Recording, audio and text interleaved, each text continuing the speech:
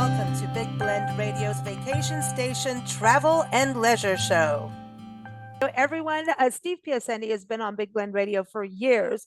We first met him with his novels, and he's still writing. I'm not allowed to talk anymore about that, but that's just because I want to tell everybody, Steve, and I'm not allowed to, right? Not Yeah. allowed to say anything. Okay, but he's still writing, is my point. But also, he's a former journalist. He's an amazing photographer, which is what we're talking about today, a life coach as well, and a communication specialist. And Steve recently went to Saudi Arabia, and I'm like, dude, come on, how many people get that opportunity? And I know you love to travel. You always travel with camera in hand, and everyone should go to your website. It's piacentephotos.com. Amazing photography, and there's, I would say, something for everyone when you go on there. For any kind of room that you want to put it in, there's something for special interest, don't you think, for everyone, Steve? I try, well, I'm interested in a lot of different subjects, so hopefully the answer Hmm. is yes. Yeah, that's why you're part of the blend. We can't just stick to one subject, right? So, Right. but yeah, Saudi Arabia. Tell us a little bit about that because did you go there for the work side of things? Yeah. Well, let me back up and say that Yeah. I have to give credit to my boss at the communication center because she and I have a nice arrangement where when I am traveling, she lets me build in a couple of days up front or at the back end to do my photography. And in this case, we were hired by a company in Riyadh to go over Mm-hmm. there and do a week of training Uh-huh. for their C-suite, help them their presentation techniques. And so I went a few days early, and that's how it all started. Wow. A few days early. So, oh, that's kind of cool then because Mm. then you get to know the region and the people before you even do your presentation. S- And I do a lot of research with the help of mm, ChatGPT to help me figure out what it is that I don't want to miss. And okay. so when I got there, I already had a pretty good game plan of the things that I wanted to see and photograph. And that Mhm. started with the Kingdom Tower, which is a bridge that goes over the city in the downtown mall area. And I flew in, and that night I was there. Now there's an 8 hour time difference. So Oh, you can imagine, I was either really tired or really wide awake at the time when everybody else was feeling the exact opposite. So I got to this bridge, went up, and it was really very magnificent to see the very busy city, all the lights, everything going mm. on, and shoot that out of the bridge. Oh, awesome. So you have your list now. Did you hire a guide? I know sometimes when you travel, you hire a guide that specializes in photography. Yeah, I used to do that all the time. I find that with the advent of I can get a pretty detailed plan of what I want to do. So I haven't Okay. done that in the last couple of trips, Mm. and it's worked out pretty well. Okay, so Saudi Arabia, have you ever been there before? I've never been there. I've been to Israel, that's the closest. Mm-hmm. And while we were in Israel, we got down to a place called Masada down by the Dead Sea. And that was reminiscent of a few of the things that I saw out in the desert in Saudi, because the next place that I went was a place called Edge of the World. And this is about Oh. 90 miles northwest of Riyadh, literally Hmm. out in the desert. And it looks a lot like your background right Like, behind you. Uh, yeah. and it's a natural rock formation, amazing heights and trails, and no guardrails. But it was really interesting to be there and photograph that. We timed it so that we would be there at sunset. So we got there mid-afternoon, Oh, and then as the sun was going down, it got a lot of nice shots with the sun going down in the background. Really hard to oh. exaggerate how pretty this place is. Wow. The desert is magical. It There's really is. something about it, and people think, oh, it's just a pile of sand. I don't care where in the world. And you've been to like Palm Springs, Joshua Tree area, right? There's Yes. something magical. It Yeah. just, so in Saudi Arabia, where would you compare it to anywhere in the States that you've been to? The Arizona desert was Hmm. not unlike it. I would say these rock formations were bigger and Hmm. um, more vertical and not as part of a mountainscape. It was more individual kinds Okay. of formations, and you could really walk up very high. I was a little nervous for some of the people, especially the younger people who didn't seem to have any fear about falling off. If you Oh, fell off, that was the end of you. But yeah. I don't know how many people have accidents up there a year, but you have to be really careful as far as I can see. No way. Not for Yeah. me. You go Yeah. do it as a photographer. Thank you very much. We'll look at the Right. pictures and marvel, but heck no, I'm not getting up there. It's just Right. not, it's no, I'm not Yeah. good at heights. So that's why I think also that's the other thing for people, purchasing photography of places that they dream about. It's almost sometimes you look at a photograph and it becomes a goal, like a vision board in a way, you Yeah. know? It's an Yeah. inspiration to actually make your dreams a reality, you Yeah. know? Yeah. It's It was very I don't know what the word was, but at one point I put the camera down, I just sat and I was just looking at everything. And it oh, was really very exciting and a nice time to be a little introspective. yeah. So putting the camera down, yeah, you sometimes just take some moments before you shoot, when you go out. Usually when I first go out, I'm so excited. I start taking pictures of everything. Probably for that trip, which was around 4 hours, I Mhm. probably shot over 1,000 photos, which turned Wow. into about 40 that I kept and edited. But Wow. yeah, and then after you feel like you've got some on the card, then that's the time to sit down and just think about things a little bit. Yeah, and enjoy it and soak it up. Yeah. And Yeah. sometimes seeing people do what I just described makes a really interesting shot. Mm. Okay. Seeing people just kind of chill Yeah. out, they get that, By see how they're themselves, feeling. chilling out, thinking Mm. about God knows what, but just taking it all in, as you said. Now, traveling into different countries like Saudi Arabia, and because you take amazing people shots. I think that's one of my favorite things about your work is the photos of people, and you've got a wonderful photo of a little girl playing in the street, taking photos. How do you approach that? And so that it's not like, you know, I'm taking a photo of a monkey in the zoo kind of thing. You know what I Oh, mean? well, Because they're humans. You know what I mean? And so I some mean, cultures get upset, some people get upset. the Yeah. simplest way that I found to deal with it is ask permission, Yeah. right? Do you mind if I take your photo? And if they don't speak the language, just hold the camera up and kind of nod. And Hmm. this is my intention. Do you have any objection?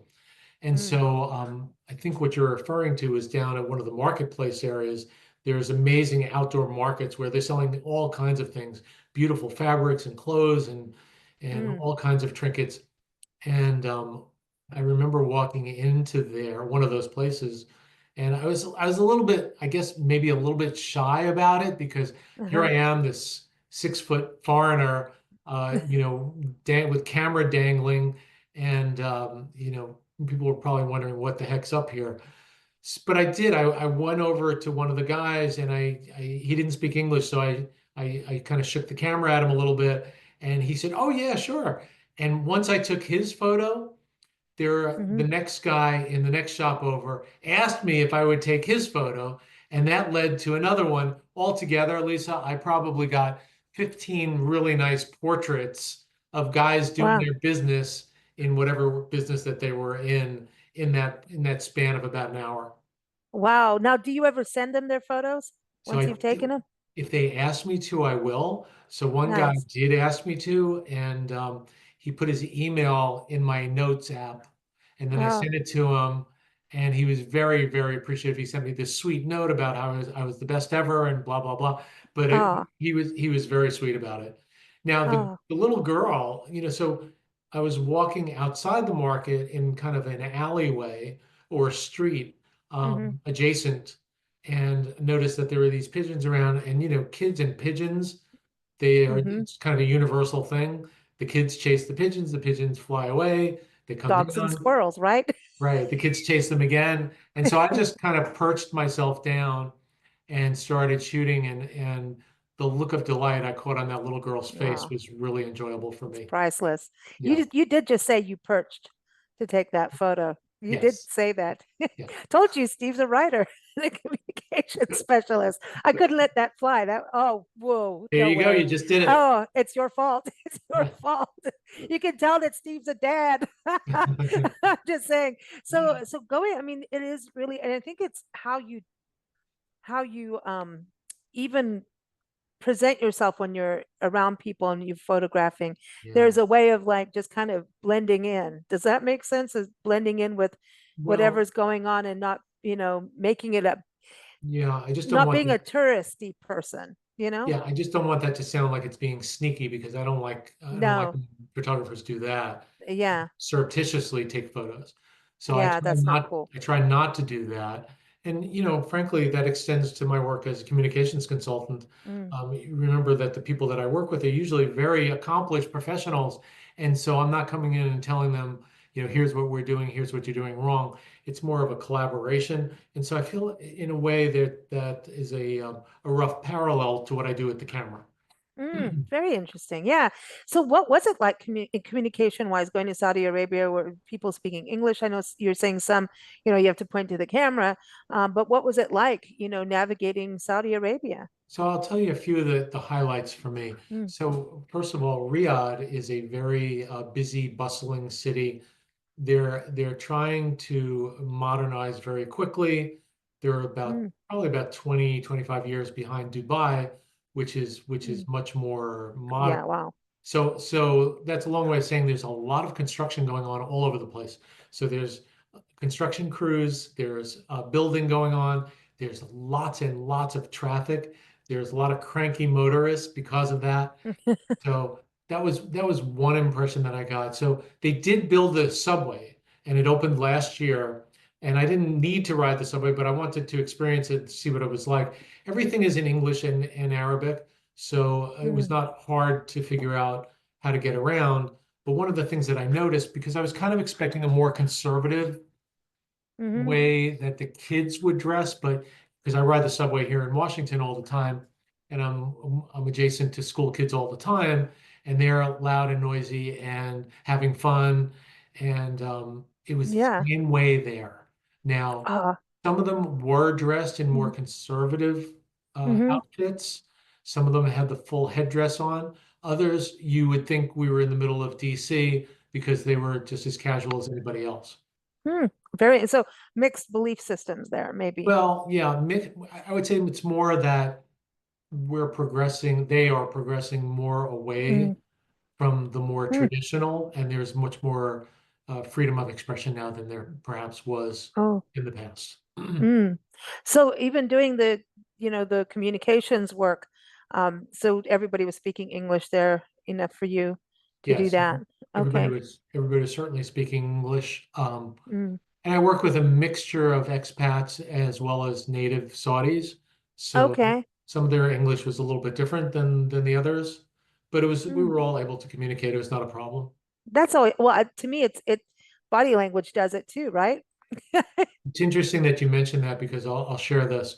And I knew this before I went over, but when I mentioned that some of the women wear the full Hmm. headwear, um, how much we can tell by just seeing a person's eyes, Mm, right? So imagine the person is all covered up except for the eye slots. mm, And you can tell if somebody is happy, sad, curious, angry just hmm. by their eyes. And Hmm. as I said, I knew that, but it was really reinforced when I was over there and saw it in person. Well, that kind of reminds me of COVID when everyone was wearing masks. You could, you're like, oh, can someone see you're smiling? Well, we all have the little thingies here, like laughter, Right, and you can tell. By the actual eye itself. right, So right, I think in COVID, when we were all messed up and we couldn't see everything, it's still you see a little bit more because of frowns, right? right. Yeah, Um, I mean, during COVID, we saw like foreheads. And it was yeah, weird. In this, everything is covered except the eyes. yeah, Literally, the triangles. yep. Hmm. Yeah. Yeah. Well, yeah, you can. And I also think it's also how people carry their shoulders, and things Yeah. like that. Yep. It depends on age too, because age has a factor, but Mhm. it's yeah, you can tell. You can tell when people are like, Yeah. you just can. But the body language is all communication, so I find it fascinating. I really do. Me, me too. And I'll mention one other thing, Mm, because we were talking about moving away from tradition, but I also had a good, healthy dose of tradition because I happened to be there on Founding Day, which is their equivalent Oh, of the 4th of July. oh, And wow. here's the story. I was in the hotel in downtown Riyadh. It's called the Novotel. Mhm. And there was a sign in the lobby that said, "We're going to have a celebration for Founding Day in the back at, I don't know, I think it was 5 or 6 o'clock." So I thought, let me grab my camera and I'll see what's going on. So I started going out toward the back patio area, and I had my hand on the glass door, and I looked out, and I realized that everyone was in traditional Saudi garb, Wow. and I'm the only one with my New York sweater and black pants. That would have been different. And for a moment, I thought, I'm just going to turn around and go back. Then I thought, I'm here. I might as well go. So I They're walked going to through the figure you door. out. You're a traveler. Yeah. I walk out the door, and a senior gentleman sees me, and he quickly motions me to come over and join him at his table with his wife, and I look like his family. So I did, and it turned out that he was a former Saudi Air Force captain and the owner of the hotel. So uh, I got to meet a VIP, and he had also made arrangements for some traditional Saudi music that night. And so we were sitting there, and then all of a sudden, these guys come out, and they've got drums, and they're dancers, and they're wearing these costumes. So I excused myself, and I jumped out, and I got some great shots of these guys doing their traditional Saudi dance. Yeah. So that Oh, was so fun too. yeah, I think I've got that photo. Yes, absolutely. I was like, you got all these guys to do this. What was going on? All right. Right. So Yeah. that's awesome that you actually got to experience that, you know. Right. And Now, I think what there's a a lesson. I think there's a mhm. lesson there, which is open yourself up to new experiences and take a chance. Even if you look 100% different. Yep. Yep. Yeah, yeah. That's and look at the hospitality, right? Unbelievable. That is amazing hospitality. And speaking of that, I want to ask about the food Yeah. because The you didn't food. do McDonald's, did you? No, no. And I was actually one of the things that was dismaying to me was that they have McDonald's, they Yeah. have KFC, they have Wendy's. And when I saw that, Wendy's. I was a little Really? bit, you know, no matter where in the world you go, you can't get away from fast food, junk food.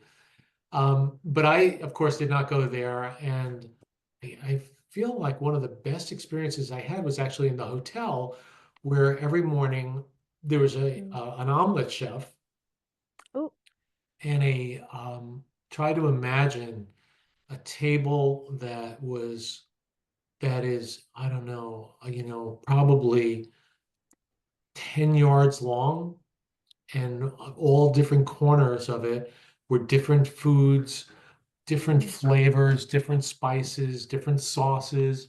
And so, I mean, breakfast was unbelievable every day. wow. Breakfast was really breakfast and lunch. Yeah, like so they have like a big meal and to Yeah, start the day, but spices and sauces, huh? So that's cool. unbelievable. Yes, A- unbelievable. And then traditional food, did you taste any traditional? So, yeah, I mean, I had a lot of Mideastern food. One thing I will say is that um, if you go to Riyadh, probably don't pick Italian food. Oh, okay. Yes. Well, I remember Nancy eating Chinese food in Mexico, and that didn't work out very well. Yeah, I mean, I'm Piacente. I'm from New York. I've got very high standards. My wife is a great Italian cook, so Yeah. so my standards are really high, and it was a little bit disappointing in Saudi for Italian food. They haven't gotten there yet with that. Okay. But now there's a traditional Middle Eastern food good. Is it Delicious. healthy? Yeah, yeah, for the most Yeah. part, yeah. Um, Yeah. I'm not a big spicy food eater, so Okay.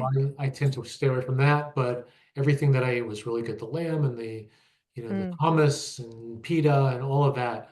So Plenty, Mediterranean. yeah, very Mediterranean feeling. Mm. Cool. Yeah. Now you were there, what, not too long ago. What So I uh was there probably a month ago now, and yeah. I was there a total of about 9 or 10 days, Mm. and that's just enough time to get used to the time change, and then you come back and you have to get unused to the time. Yeah. I think they say an hour a day for every hour difference. Oh, So it took me over a week to get my body back on schedule. oh man, I know that feeling. Well, we don't have time clocks anymore, even though we're in the States, we're always somewhere different, you know. Yeah, I wanted right. to say, what was the weather like? So the weather was actually very nice. Now I'm Mm, told in the summer it's brutal, especially if you venture into the desert. mm, But I was there. It was a range of probably 60 to 80, and a couple of nights it actually dipped into the 50s and 40s. we're about to have that now.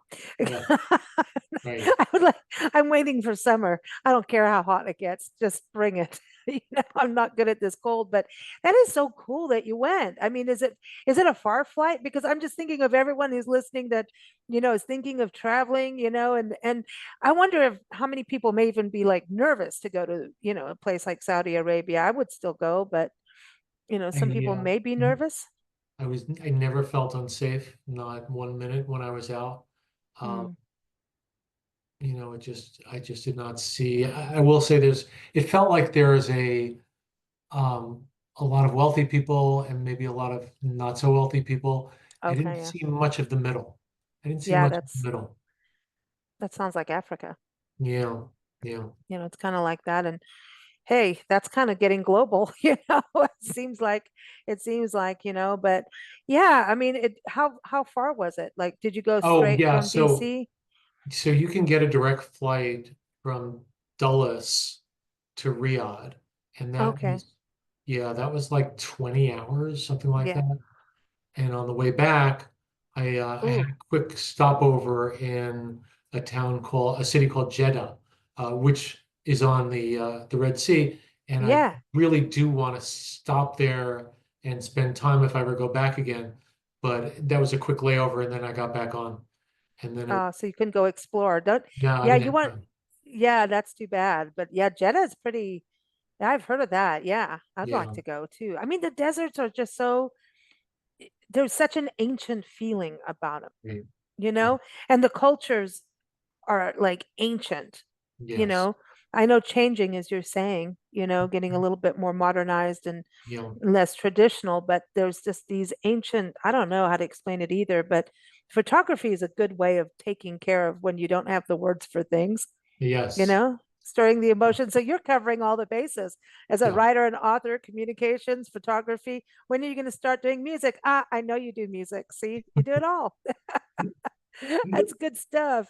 So, Yeah. how is everything going with the photography for Photography everyone? is going great. One Mm, of the things I started doing was creating short, like 1 minute videos.